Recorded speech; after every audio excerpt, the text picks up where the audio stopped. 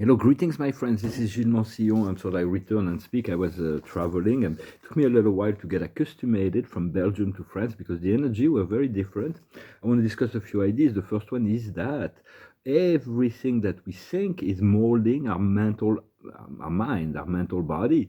Everything we think, everything we put into our mind will construct our mental body, and our mental body will create our reality. So it is very important to realize within your mind, your heart, that all is one and one is all. The whole is all that is, and everything returns to the whole. The more you think that life is one, that life is whole, the more often you think that, the more you will be anchored into this new higher frequency.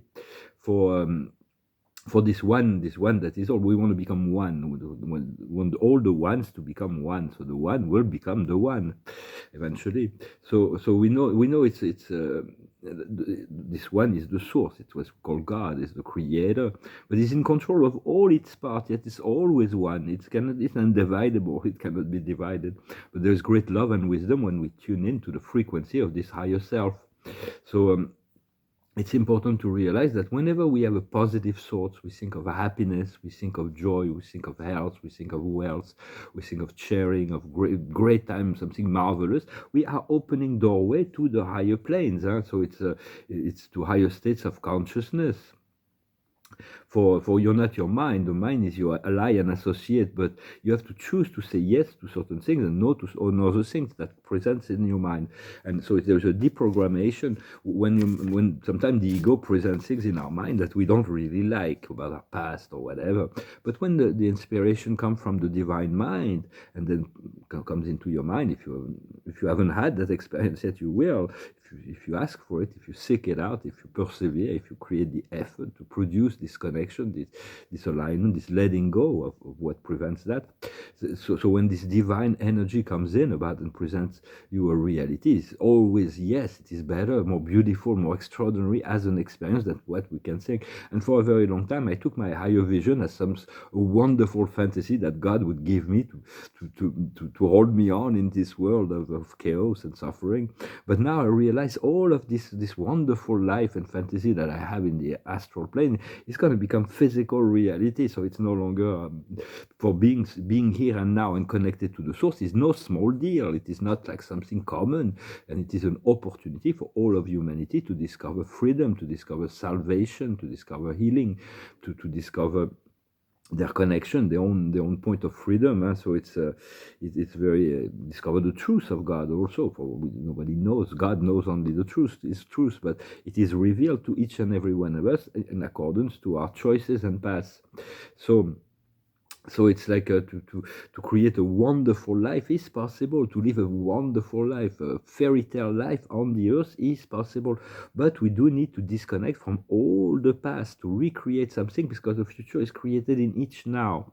So it's about how much of an ability we have to create within each now. The now will create what we call the future. And so just continue to cultivate this connection to your source, your spirit. For personally, I want my heart to be the center of divine love, where all the divine love energy converge, so I can experience that. So just cultivate that love. But because in this reality, there's been life. In reality, life is sacred. All of life is sacred. It is divine. It is about. It's all love is the bounding force that holds all the molecules and all the atoms and all the particles and everything together. But there's been a lot of disrespect in relationship to the sacred aspect of life on this planet. Source allows that for anyone to think, to say, to do anything they want for a time so they can experience. But at some point, there is a return to the divine order. Well, God cannot eternally allow that. So they created all kinds of division, opposition, and conflict. So whenever you see that on the outside world, you have to train yourself to return to unity, peace, and love. And practice that in every relationship, and even in relationship to yourself, to make this inner peace, and be above and beyond the violence and suffering that they're trying to impose. It's just a program that will run itself. Just send love and compassion when you can assist, but otherwise just don't spend your time in all this violence and conflict and suffering that they've created. Protect yourself. for it's like either you have inner peace or inner suffering. So it's really the inner condition that's paramount to any and all things. We want to elevate yourself above the human world so they can connect to the world of nature, and then you will be able to divinely be reintegrated in relationship to all life and to serve life in all your interactions. So there is a great deal of preparation that is underway. We're being prepared for the next octave of creation, the next frequency of light, the next octave of love, and also for a brand new life here on the physical plane on the earth. And when we sleep, it's even more intensified, this preparation. So the card of the day is approaching the precipice. So it's like there's going to be choices to be made, and so the choices will determine, with this Pluto entering into Aquarius for a few months, it's really the choices are very important. So choose happiness, choose paradise, choose abundance, choose to let go of, or just choose whatever you want to choose, but just recommend that. Well, I hope this message was interesting for you. Just be happy, healthy, wealthy, and wise. Continue to be more of that, and do not judge yourself when you're not, and just know that God is working on you to prepare yourself for that point of freedom. And so I thank you for liking, sharing, commenting, and subscribing. I'm going to sing a little song to go through my mind. It's a song that had certain power in my past because it's connected to memory, but now it's like all of that, the past is gone. So it's all about the inspiration of the vibration and the energy in order to create something in the future. It's going to be a lot of work ahead, but so the song goes like this. It's called I Want to Know What Love Is. I gotta take a little time to think things over. I better read between the lines in case I need it when I'm older. Now this mountain I must climb, feel like the world upon my shoulder. Through the cloud I see love shine. It keeps me warm when life gets colder. In my life there's been heartache and pain. I don't know if I can face it again. Can't stop now, I've traveled so far to change this lonely life. I wanna know what love is. I want you to show me. I wanna feel what love is. I know you can show me. Oh, I'm gonna take a little time to look around me. I've got nowhere left to hide. It looks like love has finally found me. In my life there's been heartache and pain. I don't know if I can face it again. I can't stop now, I've traveled so far to change this lonely life. I wanna know what love is. I want you to show me. I wanna feel what love is.